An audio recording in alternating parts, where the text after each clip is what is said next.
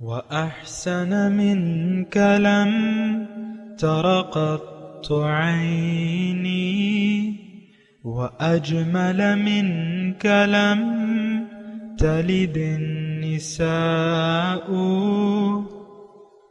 خلقت مبرأ من كل عيب خلقت مبرأ من كل عيب كأنك قد خلقت كما تشاء.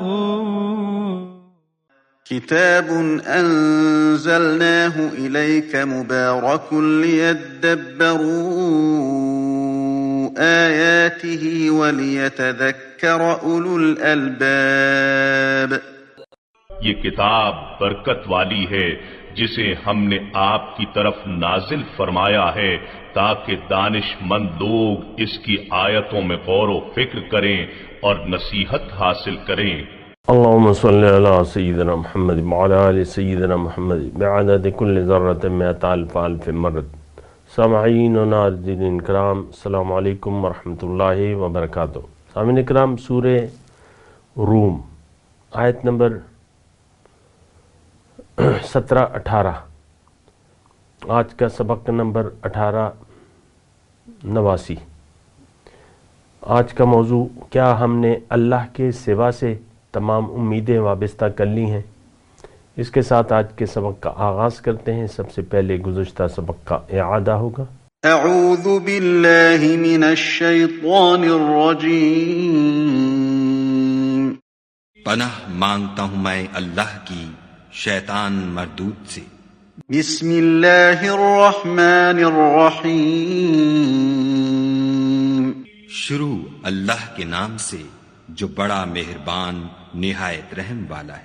وَيَوْمَ تَقُومُ السَّاعَةُ يَوْمَئِذٍ يَتَفَرَّقُونَ. اور جس دن قیامت برپا ہوگی اس روز وہ الگ الگ فرقے ہو جائیں گے. فَأَمَّا الَّذِينَ آمَنُوا وَعَمِلُوا الصَّالِحَاتِ فَهُمْ فِي رَوْضَةٍ يُحْبَرُونَ. تو جو لوگ ایمان لائے اور عمل نیک کرتے رہے وہ بہشت کے باغ میں خوشحال ہوں گے. وَأَمَّا الَّذِينَ كَفَرُوا وَكَذَّبُوا بِآيَاتِنَا وَلِقَاءِ الْآخِرَةِ فَأُولَئِكَ فِي الْعَذَابِ مُحْضَرُونَ.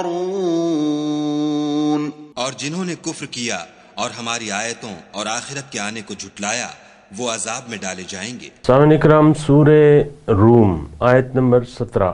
فسبحان اللہ حین تمسون وحین تصبحون. پس اللہ کی تسبیح کرو جب تم شام کرتے ہو اور جب تم صبح کرتے ہو. وَلَهُ الْحَمْدُ فِي السَّمَاوَاتِ وَالْأَرْضِ. اور سب تعریفیں اسی کے لیے ہیں آسمانوں اور زمین میں. وَعَشِيًّا. اور تسبیح کرو اس کی وعشیًا تیسرے پہر. وحین تظہرون. اور جب تم پر ظہر کا وقت آتا ہے. دو آیتیں میں نے پڑھی ہیں آپ کے سامنے. دیکھیں، سبحان اللہ، الحمدللہ. سبحان اللہ مطلب کیا ہے اس کا؟ اللہ پاک ہے. عما یشرکون، جس کی دیکھیں اصل مسئلہ تو توحید کا ہے اور یہ سارا مضمون سیاق اور سباق میں توحید کا چلا رہے. اور اصل ہماری کمزوری یہ رہی ہے کہ ہم اللہ کی تعریفوں کی بجائے اس کی مخلوق کی تعریفیں بیان کرتے ہیں. سبحان اللہ، پاک ہے اللہ، اس کا کیا مطلب ہے؟ الحمدللہ، اس کا کیا مطلب ہے؟ یہ تھوڑا سا آپ اس پہ غور کیجئے نا. تسبح لہ السماوات السبع والارض، یہ جا بجا یہ ایسی آیات آئی ہیں. وَلِلَّهِ يُسَبِّحُ لِلَّهِ مَا فِي السَّمَاوَاتِ وَالْأَرْضِ. تو اصل میں دیکھیں ایک اس مضمون کو یعنی ان دو آیاتوں کو سیاق و سباق کے حساب سے آپ سمجھنے کی کوشش کریں. مکی صورت ہے اور سورہ روم، اور تقریباً 7-8 اس کا نزول ہے، 7-8 نبوی، اور سارا مضمون جو ہے وہ آپ شروع سے دیکھیں اللہ ہی کا یعنی توحید ہی کا بیان ہو رہا ہے. اگر آپ سوچیں اس سے پہلے جو ہے اللہ تعالیٰ نے آخرت کا مضمون بیان کیا کہ اولم یتفکروا ما انفسہم ما خلق اللہ السماوات والارض وما بینہما الا بالحق واجل مسمى وان کثیرا من الناس بلقاء ربہم لکافرون. اور پھر اللہ تعالیٰ نے فرمایا اولم یسیروا فی الارض، آیت نمبر 9 میں، کیا یہ لوگ چلتے پھرتے نہیں ہیں، زمین میں سیر نہیں کرتے؟ پھر یہ دیکھ لیں کیا ہوا انجام ان لوگوں کا جو ان سے پہلے تھے، یعنی ان کا انجام کیا ہوا جنہوں نے اللہ کی تسبیح کی بجائے اور اللہ کی تعریف کی بجائے اس تسبیح اور تعریف کا رخ مخلوق کی طرف موڑ دیا. اور پھر جو ہے اس کا انجام کیا ہوا؟ ثم کان عاقبۃ الذین اساءوا السوء ان کذبوا بآیات اللہ وکانوا بہا یستہزئون. پھر اس کے بعد جو ہم نے ابھی مضمون پڑھا تھا وَأَمَّا الَّذِينَ كَفَرُوا وَكَذَّبُوا بِلِقَاءِ الْآخِرَةِ فَأُولَٰئِكَ فِي الْعَذَابِ مُحْضَرُونَ. جن لوگوں نے انکار کیا اللہ کی تسبیح اور تمہید سے، یہ میں اللہ کی عطا اور اس کی توفیق سے، معنی وہی ہے، الفاظ میں نے تھوڑے سے بدل دیے آج کے آیت کے، یعنی اس سے جو جڑی ہوئی آیت ہے کفروا وکذبوا، جنہوں نے جھٹلایا اللہ کی تسبیح کو، اللہ کی پاکی کو، اللہ کو مشرکوں کے ساتھ خلط ملط کر دیا. این شرکائی الذین کنتم تزعمون، یہ ابھی ہم نے پڑھا ہے نا، کہاں ہے بھئی وہ شریک جو تمہارے خیال میں، جو تم خیال کرتے تھے، قالوا ضلوا عنا، وہ تو اب نہیں ہے. دیکھیں مسئلہ سمجھنے کی کوشش کریں، یہ دو آیات بڑی اہم ہیں. وہ شاعر کہتا ہے نا، اکثر میں آپ کو شعر پڑھ کے بھی سناتا ہوں، اچھا ہے معنی کے لحاظ سے، کہ بتوں سے تجھ کو امیدیں، خدا سے نا امیدی، مجھے بتا تو صحیح اور کافری کیا ہے. کافری تو یہی ہے کہ آپ بتوں سے امیدیں لگا دے. پاک اور ساری تعریفوں کے قابل تو ایک ذات ہے، اللہ وَلَهُ الْحَمْدُ فِي السَّمَاوَاتِ وَالْأَرْضِ. اب اس میں اللہ تعالیٰ یہ ہمیں فرما رہا ہے کہ دیکھو، تم بجائے اس کے کہ تم اس کی مخلوقات کے گن گاؤ، وہ تو گن عطائی ہیں. جیسے کہ مثال کے طور پہ سمجھنے کے لیے میں بات کر رہا ہوں، آج ہم یعنی بہت سے لوگ دولت، سونے چاندی، وہ ہے نا کہ والقناطیر المقنطرۃ من الذهب والفضہ، اور یعنی یہ چیزیں مزین ہیں ہمیں، اور ہمیں بڑی بڑی امید ہے، بڑی آس سونے چاندی کے ڈھیروں، اور یہ تجوری جب ہماری کسی کی بھی تجوری، نوٹوں کی بڑی قیمت کے نوٹوں کی، مالیت کے نوٹوں سے بھری جاتی ہے. ایسے بعض اوقات آپ فیس بک پہ یہ دیکھتے ہیں گڈیوں کی گڈیاں، 5-5 ہزار روپے یا $100 کی جو ہے گڈیوں کے انبار. آج بھی دیکھ لیں، یعنی ہم مالدار کسے کہتے ہیں؟ جس کے پاس دولت زیادہ ہو. لیکن شریعت تو ان کو مالدار نہیں کہتی، یہ تو مالداری نہیں ہے. الغنا غنا النفس، مالداری تو نفس کی مالداری ہے. جتنا بھی زیادہ مالدار ہوتا ہے وہ بڑا کنجوس ہوتا ہے.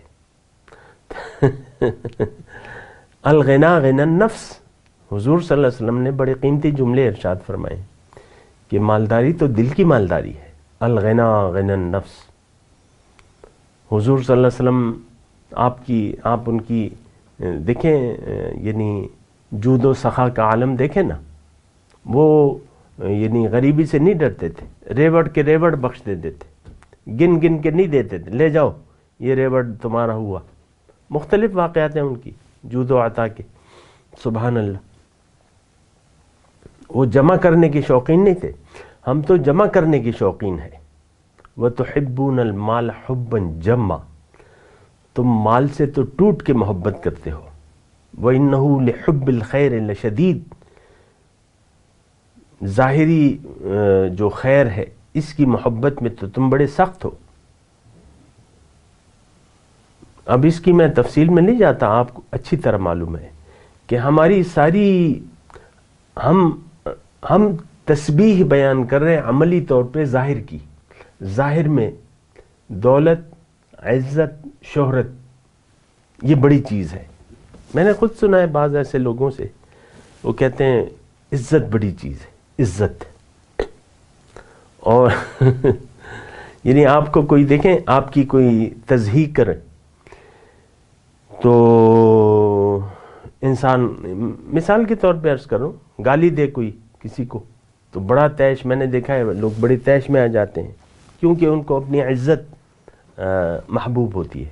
دولت، عزت، شہرت، دولت کا جہاں تک تعلق ہے یہ جمع کرنے میں انسان بہت زیادہ اس کا حریص ہوتا ہے، اور پھر خرچ کرنے میں بخیل ہوتا ہے، جو کہ دوزخ والوں کی ایک نشانی ہے۔ فَأَمَّا مَن بَخِلَ وَاسْتَغْنَى وَكَذَّبَ بِالْحُسْنَى۔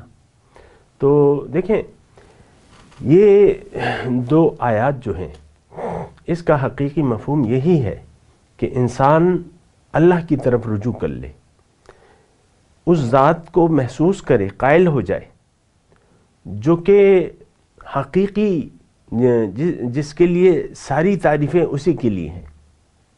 وَلَهُ الْحَمْدُ فِي السَّمَاوَاتِ وَالْأَرْضِ۔ پھر اللہ تعالیٰ ان دو آیات میں ہمیں کہہ رہے ہیں تم اللہ کی تسبیح اور تمہید میں صبح و شام کیا کرو۔ اللہ کی تسبیح یعنی اسی خیال میں، یعنی اگر میں آسانی کے لیے آپ کی کروں کہ اللہ تعالیٰ ہمیں کہہ رہے ہیں کہ تم ہر وقت اسی کے خیال میں مگن رہو۔ مخلوق کچھ نہیں کر سکتی جب تک میں نہ چاہوں، ساری طاقت میرے پاس ہے، میرے لیے سارے گن میرے پاس ہیں۔ یہ العزیز بمثل غالب۔ اور پھر اللہ تعالیٰ یہ فرماتا ہے فعال لما یرید، جو چاہے وہ کر سکتا ہے، اور اگر وہ تمہیں فائدہ پہنچانا چاہے وَإِن يَمْسَسْكَ اللَّهُ بِضُرٍّ فَلَا كَاشِفَ لَهُ إِلَّا هُوَ۔ یعنی یہ ایک حقیقت ہے، اللہ تعالیٰ فرما رہے اگر اللہ تعالیٰ تمہیں کوئی يَمْسَسْكَ اللَّهُ بِضُرٍّ کوئی تکلیف پہنچانا چاہے تو وہ تکلیف تم سے کوئی ہٹا نہیں سکتا، اور اگر کوئی خیر پہنچانا چاہے تو اس خیر کو تم سے ٹالنے والا کوئی نہیں ہے، وہ تمہیں بہرحال آ کے ملے گی۔ اب اس میں دیکھیں سارا مضمون یہ ہے، میں اللہ کی عطا سے آپ کو یہ بات بتا رہا ہوں کہ ہم اللہ کی تسبیح عملی طور پہ نہیں بیان کر رہے، ہمارے خیال میں یہ جو ظاہر ہے، اب اس کی پھر تفصیل ہے، ظاہر، مخلوق، ظاہر۔ اب ظاہر میں مال و دولت بھی ہو سکتی ہے، مثال کے طور پہ عہدہ، کرسی، پوزیشن، آپ کی عزت نفس، یہ اس کا ہم بڑا خیال رکھتے ہیں، سٹیٹس، اس کا ہم بڑا اسی کے خیال میں زندگی گزارتے ہیں۔ دیکھیں رات کا آپ نے اگر لباس پہنا ہوا ہے، رات کو ذرا لباس ہلکا ہوتا ہے، لیکن جب آپ باہر نکلتے ہیں، صاحب جی دفتر آتے ہیں، تو پھر یہ مطلب اپنے آپ کو سیٹ کرنے میں پھر سیٹ کرتے، اپنی پوزیشن بناتے ہیں۔ میں اس پہ بحث نہیں کر رہا ہوں، میں یہ بھی نہیں کہہ رہا کہ باہر آپ رات ہی کے لباس میں چلے آئیں یا نیکر پہن کے دفتر آ جائیں، نہیں، میں یہ نہیں کہہ رہا، لیکن آپ کی نظر میں ظاہر کی بڑی اہمیت ہے، یہ بات میں کہہ رہا ہوں، اور ظاہر پر ہی ہم فدا ہیں، ظاہر ہی خیال میں رچ بس گیا ہے، ظاہر ہی میں ہم طاقت محسوس کرتے ہیں۔ یہ الفاظ ہیں، اس پہ آپ غور کیجئے۔ حالانکہ پاک ہے اللہ، فسبحان اللہ، اللہ کی پاکی بیان کرو، اللہ کے ساتھ کوئی شریک نہیں ہے، لا شریک لہ، اس کے ساتھ کوئی شریک نہیں۔ اصل مسئلہ تو شریک کا ہے۔ وَاتَّخَذُوا مِن دُونِ اللَّهِ آلِهَةً لَعَلَّهُمْ يُنصَرُونَ، اللہ تعالیٰ نے فرمایا انہوں نے اللہ کے سوا اور معبود بنا لیے ہیں، گھڑ لیے ہیں تاکہ وہ ان کی مدد کریں۔ یعنی مخلوق سے توقعات، مٹیریل سے، مادے سے توقعات وابستہ کر لیے، حالانکہ مادے میں تو بذات خود کوئی طاقت نہیں ہے، یہ تو ذرائع ہیں، اور اللہ تعالیٰ، یہ تو اللہ کی مرضی ہے کہ آپ کو کتنی عزت دیتا ہے یا نہیں دیتا۔ وہ تو عزو من تشاء و تذل من تشاء۔ تو ہم تو دیکھیں ہمارا مسئلہ بگڑا ہوا ہے، جو کافرانہ خیالات، مشرکانہ صفات ہیں وہ ہم میں موجود ہیں۔ وہی میں کہہ رہا ہوں نا کہ ہم نے غیر اللہ سے توقعات وابستہ کر لی ہیں۔ ہم ان میں ایک طاقت پاتے ہیں جبکہ ظاہر میں کوئی طاقت نہیں ہے۔ اصل میں طاقت دینے والی ذات ایک ہے اور وہ اللہ ہے۔ اللہ کی صفات کیا ہیں؟ النافع الضار، نفع دینے والی ذات اور نقصان پہنچانے والی۔ خیر اور شر کا مالک کون ہے؟ اللہ۔ تو اس بات کو دیکھیں، آپ جس پہلو سے بھی آپ سوچیں گے، یعنی اور سوچیں کیسے کہ اللہ کا جب فیصلہ آ جائے تو کوئی چیز آپ کو اس فائدے یا نقصان سے بچا نہیں سکتی۔ مثال کے طور پہ عرض کر رہا ہوں، فرعون وقت مصر، اور وہ یعنی ڈکٹیٹر عامر، وہ اپنے آپ کو خدا کہتا تھا۔ خدا اس لحاظ سے کہ میری مرضی چلے گی، میری مرضی کے سامنے کسی کی مرضی نہیں۔ وہ یہ نہیں کہتا تھا کہ میں نے زمین اور آسمان پیدا کیے، بلکہ وہ یہ کہتا تھا کہ یہ سب کچھ میرے زیر انتظام ہے، میں مالک ہوں اس کا۔ اب وہ فرعون وقت، موسیٰ علیہ السلام کس حیثیت میں آئے؟ ان کے پاس تو کوئی ظاہری طاقت تو نہیں تھی، ان کے پیچھے تو اللہ کی قوت تھی۔ تو ایک دو نشانیاں جو ہے وہ اللہ تعالیٰ نے ابتدائی طور پہ ان کو دے دی، بعد میں اور بھی دی، وہ اژدہا لاٹھی کا اور وہ ہاتھ کا جو وہ تھا معجزہ، تو وہ دے دیا۔ اب میں آپ سے ایک بات کہہ رہا ہوں، فرعون وقت کو تبلیغ کے لیے اللہ تعالیٰ نے موسیٰ علیہ السلام کو چنا اور ان کی طرف بھیجا، اور کہ بھئی تم اس کو کہو اذهب الى فرعون انه طغى، وہ سرکش ہو رہا ہے، تم جاؤ اس کے پاس۔ اب وہ فرعون باوجود چاہنے کے موسیٰ علیہ السلام کو کوئی نقصان نہ پہنچا سکا، ورنہ اگر اللہ یعنی موسیٰ نہ ہوتے تو وہ تو آپ کو پتہ ہے کہ وہ کس طریقے سے قتل کرتا تھا بنی اسرائیل کے بچوں کو، اور کوئی چوں بھی نہیں کہہ سکتا تھا بنی اسرائیل۔ یذبحون ابناءکم ویستحیون نساءکم۔ اب وہی یعنی ڈکٹیٹر کے سامنے جب موسیٰ علیہ السلام آئے تو موسیٰ علیہ السلام کو وہ چوں بھی نہیں کہہ سکا، بس صرف باتیں تھیں اس کی، میں یہ کروں گا، میں تمہارا مقابلہ کروں گا، اور وہ تدبیریں کرتا رہا۔ حق کو قبول نہ کیا اس نے، اور حق کا مقابلہ کیا، لیکن ہوا کیا؟ کون غالب آیا؟ کون سمندر برد ہو گیا؟ کون غرق ہو گیا پانی میں؟ فرعون اور اس کا لشکر غرق ہو گیا۔ کیا فرعون کے خزانے، فرعون کی قوت، فرعون کے لشکر اس کے کچھ کام آئے؟ نہیں آئے۔ اس کو کوئی بچانے آیا؟ کیا وہ خود اپنی کوئی مدد کر سکا؟ دیکھیں یہ بہت عبرتناک یعنی موت مرا ہے وہ، لیکن ہم تو عبرت نہیں لیتے، ہم تو عبرت نہیں لیتے۔ اب دیکھیں اللہ اپنے بندوں کی مدد کیسے کرتا ہے، بس یہ تھوڑا سا میں آپ کو بیان کر رہا ہوں، پھر وقت بھی اختتام پذیر ہے۔ موسیٰ علیہ السلام اللہ کے حکم سے اپنے یعنی بنی اسرائیل کو لے کے نکلے، تقریباً 6 لاکھ تھے، 12 قبیلے تھے، 6 لاکھ کی تعداد تھی، کم و بیش جو بھی تھے۔ تو پوشیدہ طور پہ نکلے تھے۔ جب ان کو پتہ چلا تو فرعون نے کہا کہ بھئی چلو، انہوں نے تو ہمیں بڑا غصہ کر دیا ہے، ان کو ہم پکڑتے ہیں اور ان کے ساتھ دیکھتے ہیں۔ تو پیچھا کرنے نکلا، لاؤ لشکر کو لے کے، سارا مسلح اور سب کچھ اسباب لے کر نکلا اور ان کو جا لیا۔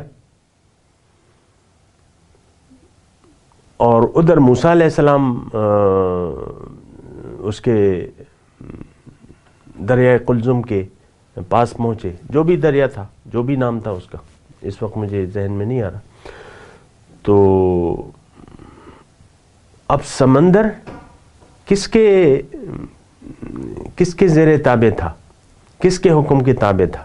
اللہ کے۔ موسیٰ علیہ السلام کس کے بندے تھے؟ اللہ کے۔ تو موسیٰ علیہ السلام سے جب ساتھیوں نے کہا کہ اے موسیٰ ہم تو گر گئے، ہم تو مارے گئے، انا لمدرکون، قال کلا ان معی ربی سیہدین، تھوڑی توجہ سامنے کرا۔ اور یہاں پہ میں یہ رک کے کہہ رہا ہوں کہ یہ صرف موسیٰ نہیں تھے جن کو سمندر نے راستہ دے دیا، یہ آپ بھی ہو سکتے ہیں، یہ میں بھی ہو سکتا ہوں۔ اور یہ فرعون نہیں تھا جو بے یار و مددگار مارا گیا، یہ آپ بھی ہو سکتے ہیں، یہ میں بھی ہو سکتا ہوں۔ وہ فرما بردار تھے، موسیٰ علیہ السلام فرما بردار تھے، سمندر نے اس کے لیے راستہ چھوڑ دیا۔ فرعون اللہ کا باغی تھا ہماری طرح، تو سمندر میں اسی سمندر نے ایک کو دریا پار کرا دیا اور اسی سمندر نے دوسرے جو باغی تھا اس کو تباہ کر دیا۔ میں آپ کو یہ کہہ رہا ہوں کہ دیکھیں دھوکے میں نہ پڑیں، اصل ذات ایک ہے، طاقتور اللہ، فسبحان اللہ۔ اللہ کی ساری تعریفیں، اور اللہ تعالیٰ پاک ہے، اس کا کوئی شریک نہیں، اس کی کوئی مثال نہیں، اس کی طرح کوئی نہیں، اس کی طرح مددگار کوئی نہیں، اس کی طرح ہلاک کرنے والا کوئی نہیں۔ نبئ عبادی انی انا الغفور الرحیم وان عذابی هو العذاب العلیم۔ آپ میرے بندوں کو خبردار کر دیجئے کہ اے میرے بندو، اگر توبہ کرتے ہو تو میں بخشنے والا ہوں، مہربان ہوں، لیکن اگر تم توبہ نہیں کرو گے تو میرا عذاب بڑا دردناک ہے۔ اللہ اللہ اللہ۔ اب یہ جو 2 آیات ہیں سامنے کرام، میں اس وقت کی بھی قلت ہے، لیکن میں آپ کو یہ بتا رہا ہوں کہ یہ کیفیت ہے جو آپ نے اپنے اوپر طاری کرنی ہے، اور یہ کوئی طاری ایسے نہیں کرنی کہ بھئی یہ ہے نہیں اور طاری کر لے، یہ حقیقت ہے، اس کا آپ نے ادراک کرنا ہے کہ اللہ کے سوا کوئی طاقت نہیں ہے، ساری اللہ تعالیٰ پاک ہے ہر عیب سے، ہر نقص سے، اور ساری تعریفیں اللہ کی ہیں۔ آسمانوں اور زمین میں ساری تعریفیں ایک ہی ذات، یعنی ذاتی اختیار، یعنی اگر کوئی ذات ہے جس کے لیے کوئی تعریف ہے فی ذاتی ہی فی نفسی ہی، تو وہ ایک ذات ہے، اللہ۔ یہ بات نوٹ کر لیں۔ اور یہ ساری کائنات اس کے حکم کے سامنے سرنگوں ہے، اسی کے حکم کے سامنے جھکی ہوئی ہے۔ آگ نے ابراہیم کو نہیں جلایا، جب اللہ کی مرضی نہیں تھی تو ابراہیم علیہ السلام کا بال بھی بیکا نہ ہوا۔ چھری نے اسماعیل علیہ السلام کا گلا نہیں کاٹا، گلا کاٹ ہی نہیں سکی، چھری چل رہی تھی لیکن گلا نہیں کٹا، کیونکہ حکم الہی نہیں تھا، حکم الہی۔ اب دیکھیں اللہ بھی یہ چاہتا ہے کہ ہم اسی کے سامنے سر جھکا دیں، اسی کے خیال میں زندگی گزاریں، کیونکہ ساری تعریفیں، ساری خوبیوں کا مالک ایک ذات ہے، اللہ۔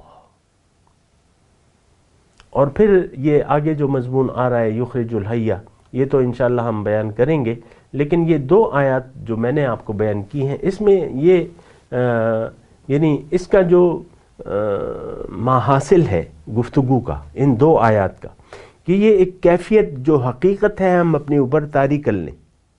دیکھیں حقیقی طاقت، حقیقی وجود تو ایک ہے، حقیقی وجود یعنی ایک ذات ہے بس، اللہ۔ باقی تو مخلوق ہے، جو بھی ہے وہ تو مخلوقات ہے۔ اصل طاقت کا مالک ایک ہے، اللہ۔ اصل قوت اللہ کے پاس ہے۔ یغفر لمن یشاء ویعذب من یشاء، جسے چاہے بخش دے، جسے چاہے عذاب دے۔ وتعز من تشاء وتذل من تشاء، عزت دے جس کو چاہے، ذلت دے جس کو چاہے۔ بیدک الخیر، بیدہ الخیر، ساری خیر کا مالک تو اللہ ہے۔ تو اس میں کیا ایسی بات ہو گئی کہ ہم اللہ کے علاوہ جو ہے کسی اور ہستی کے سامنے، اللہ کے حکم کے مقابلے میں، یا ذات اللہ کو فراموش کر کے کسی اور سے کوئی توقع لگا لیں، خیر کی یا شر کی؟ نو، ممکن نہیں ہے۔ یہ شخص بڑا بے وقوف ہے۔ یہ دیکھیں ہم لوگ بے وقوف بن رہے ہیں کہ اللہ کو فراموش کر کے زندگی گزار رہے ہیں۔ یہاں تو اللہ تعالیٰ فرما رہے کہ تم اگر صبح کرو یا شام کرو، ہی نہ شام کرتے ہو، ہی نہ تصبحون، ہی نہ تمسون وہی نہ تصبحون، جب شام کرو یا صبح کرو، یہ حقیقت تمہارے ذہن میں رہے کہ ساری تعریفیں اللہ کے لیے ہیں، اور اللہ تعالیٰ پاک ہے ہر عیب سے، وہ مالک الملک ہے۔ تؤتی الملک من تشاء وتعز من تشاء وتذل من تشاء بیدک الخیر۔ ہم ایسے نہیں ہیں، میں آپ کو یعنی جملہ عرض کر رہا ہوں، ہمارا یہ خیال نہیں ہے۔ بتوں سے تجھ کو امیدیں، خدا سے نا امیدی، مجھے بتا تو صحیح اور کافری کیا ہے۔ ہم نے تو بتوں سے توقعات قائم کر لی ہیں، بتوں سے امیدیں ہیں۔ تو بات یہ ہے کہ یہ ایک بہت غلط یعنی ہم اس میں پڑ گئے ہیں، ایک غلط خیال میں ہم زندگی گزار رہے ہیں۔ اللہ کو چھوڑ کے ہم نے باطل سے باطل کی طرف رخ پھیر لیا ہے، باطل کو ہم نے اپنا مدعا بنا لیا ہے۔ یہ الفاظ میرے آپ غور سے سن رہے ہیں؟ باطل سے امیدیں ہیں، باطل ہمارا مدعا ہے۔ باطل کیا؟ ظاہر اور ظاہر۔ آپ دیکھ لیں ہمارا رخ ظاہر کی طرف ہے، ظاہر میں ہم کچھ خوبیاں دیکھ رہے ہیں تو اللہ کی یاد سے ہمارے دل غافل ہیں، اور یعنی باطل کی یاد سے، یعنی دیکھیں اللہ غیر اللہ، دو چیزیں نا، یا تو اللہ ہے یا غیر اللہ ہے۔ تو ہم نے مخلوق سے، ظاہر سے، میٹیریل پہ، مادے سے امیدیں لگا رکھی۔ یہ ایک بہت گہرا مضمون ہے، اور بات یہ ہے کہ ان 2 آیات کے آپ یعنی اس کا حقیقی مفہوم آپ سوچیں۔ یعنی دیکھیں اگر آپ کھلے دل سے ان میری بات پر اگر سوچیں گے، سمجھیں گے، تو انشاءاللہ آپ کی بات سمجھ میں آ جائے گی، اور ایک اللہ کی طرف آپ کا خیال جم جائے گا کہ ہاں ذات ہے تو ایک ہے، نفع دینے والی، نقصان پہنچانے والی، ایک، فائدہ یا نقصان، ایک ذات ہے اللہ بس۔ تو بہرحال میں تلاوت کرتا ہوں، میرے ساتھ دہرائیے۔ اعوذ باللہ من الشیطان الرجیم، بسم اللہ الرحمن الرحیم۔ فسبحان اللہ حین تمسون وحین تصبحون وَلَهُ الْحَمْدُ فِي السَّمَاوَاتِ وَالْأَرْضِ وَعَشِيٌّ وَحِينَ تُظْهِرُونَ۔ اب ان آیات کی تلاوت اور ترجمہ۔ اعوذ باللہ من الشیطان الرجیم۔ پناہ مانگتا ہوں میں اللہ کی شیطان مردود سے۔ بسم اللہ الرحمن الرحیم۔ شروع اللہ کے نام سے جو بڑا مہربان نہایت رحم والا ہے۔ فسبحان اللہ حین تمسون وحین تصبحون۔ تو جس وقت تم کو شام ہو اور جس وقت صبح ہو خدا کی تسبیح کرو، یعنی نماز پڑھو۔ وَلَهُ الْحَمْدُ فِي السَّمَاوَاتِ وَالْأَرْضِ وَعَشِيًّا وَحِينَ تُظْهِرُونَ۔ اور آسمانوں اور زمین میں اسی کی تعریف ہے، اور تیسرے پہر بھی، اور جب دوپہر ہو اس وقت بھی نماز پڑھا کرو۔ اس کے ساتھ ہی آج کے درس کا وقت اختتام کو پہنچا۔ اگلے درس میں انشاءاللہ ملاقات ہوگی۔ وآخر دعوانا ان الحمدللہ رب العالمین، والسلام علیکم ورحمۃ اللہ وبرکاتہ۔ مولاي صل وسلم دائما ابدا على حبيبك خير الخلق كلهم